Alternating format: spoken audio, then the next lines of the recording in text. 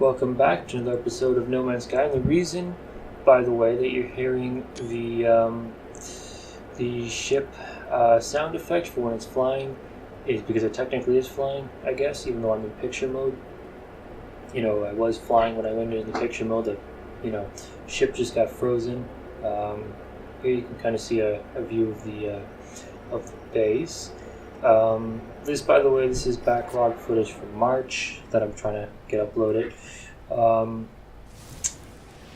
I think I'm almost through it. I have to check, but I think I'm almost through it. I just want to give you some perspective though on how much I cut out. Like I had like 50 minutes or so of footage till the end of a particular session, and I cut out so much that I was left with about 12 minutes. So it's a lot of footage to cut out. But also, I originally recorded narration for this on the 8th, and it didn't turn out too well. It was all kind of distorted in parts you couldn't hear at all, and I don't know what happened, but it just recorded like absolute crap. By the way, so I cut out a lot of it, and I was trying to keep highlights like this. Like I figured, Sentinel fight is kind of a highlight in the sense like it's more exciting than mining, so I tried to keep stuff like that in. But what was I even saying? Oh yeah, the narration didn't turn out too well. This I should have taken the picture because I didn't, but just of the Sentinel fire and the laser. But so I'm just redoing it. I think I said it was originally did it on the 8th. Which that was it's been an interesting, kind of been really busy for the last, like this week and last week.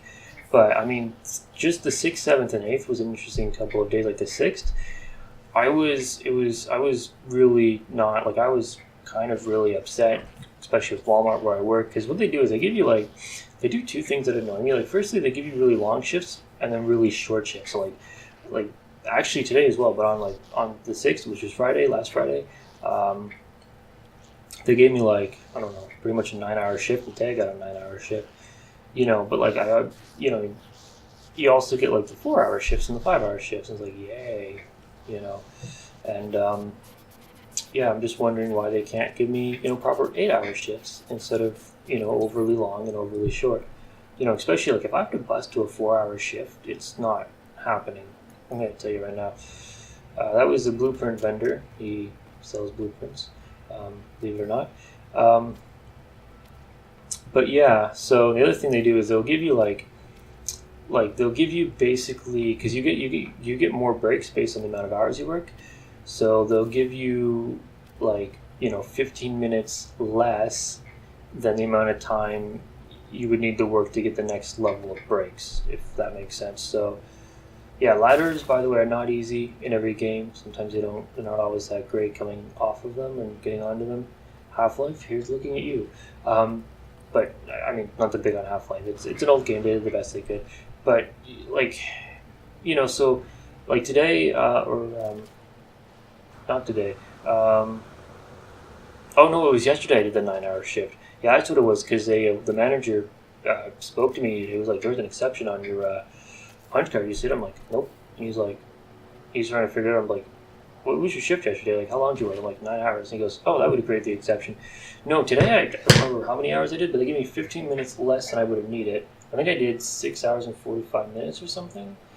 But anyways, they gave me 15 hours less than I would have needed to get a 1-hour lunch and 2:15. So I got a half-hour lunch and 1:15. That's kind of what they do. But anyways, the point is, on the 6th, even though, and it wasn't just that, there was all kinds of things that were happening to make me, have a bad day, but I was unreasonably happy that entire day. I don't know why. I was really, really happy. I was, having a good time, and ultimately it was a good day. Like people, I think the customers liked the service I gave. I think I did a good job overall. So, there was one guy who didn't want to talk to me. He wanted to, because I was in electronics, he wanted to talk to the girl in electronics, so whatever. And he didn't believe anything I told him, because everything I told him, he went and asked her the same thing, so whatever. But I mean, beyond that, I did buy SNES on last Friday, which is really awesome. I had a chance to play it, not a whole lot, but a little bit. Because like I say, I've been busy and I haven't played it a whole lot. But I mean, yeah, I'd like to do some of the games for the channel.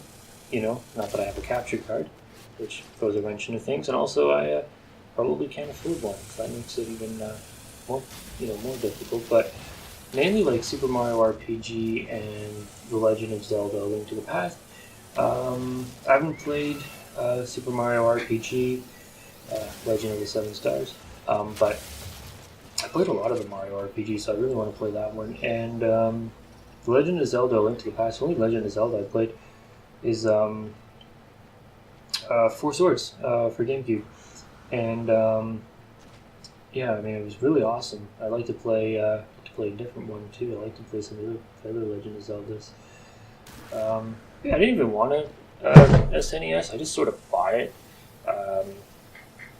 because I don't know. It just sort of everything lined up. Like I just happened to have money in my account, and I just happened to because I got paid last week, right? So, I mean, I just had my paycheck in there, and they just happened to bring some money, and then they ninjaed them onto the shelves. Like I didn't even know until a customer pointed it out, but they just happened to have a couple left when I finished my shift, you know. And so I figured, why not? It's a novelty, and I think that's what's kind of neat about the product is it's like a novelty collector's item that you'd almost buy as an impulse. You wouldn't really, I don't know, like I think a lot of people like me would, not really plan ever to buy it, but would go, whatever, it's here, let's pick one up. I mean, a lot of people would buy it. You have the other people who don't like modern gaming at all, and then they would pick this up and not buy the Switch. So you got kind of your bases covered with this. It's a pretty cool idea. It makes a great gift too, if nothing else. Like even if you don't want one, it's an amazing gift idea.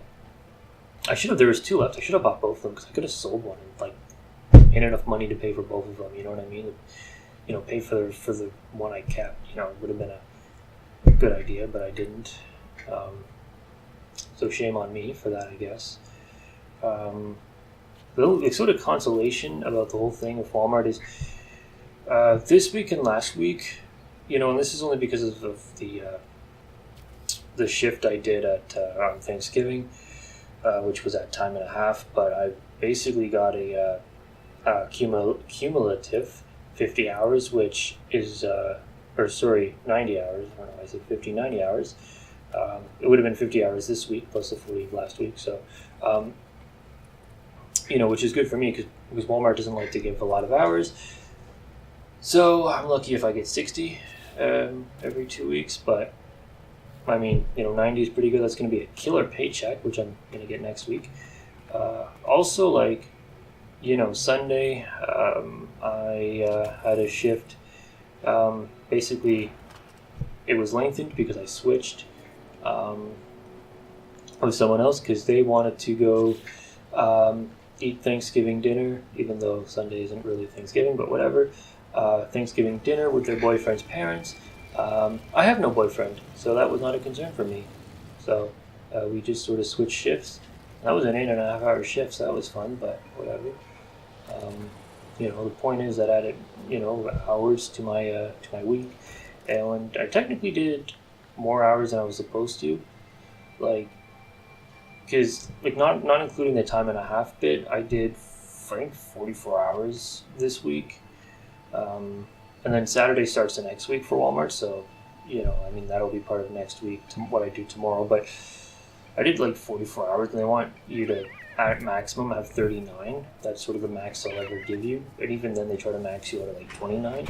So, the next 2 weeks, both of them, I have 25 hours, which is horrendous. But whatever. Those the planners I put in the base a bit earlier. Those are really cool because those let you plant carbon without having to go through the whole thing with the farming specialist, which is it's a bit of a hassle if you're trying to stick on one planet. Well, not on one planet, if you're trying to move. Because in the Permadeath playthrough I'm doing, I'm trying to move through the galaxy a lot quicker, but in this one I'm taking my time smelling the roses, spending a lot more time on each planet, so it's kind of nice. Because Spidonium, I can't find it right now, and I have to do a lot more, galaxy hopping to find it, which I don't really want to do in normal mode. I want to do that in permadeath, but not in normal mode.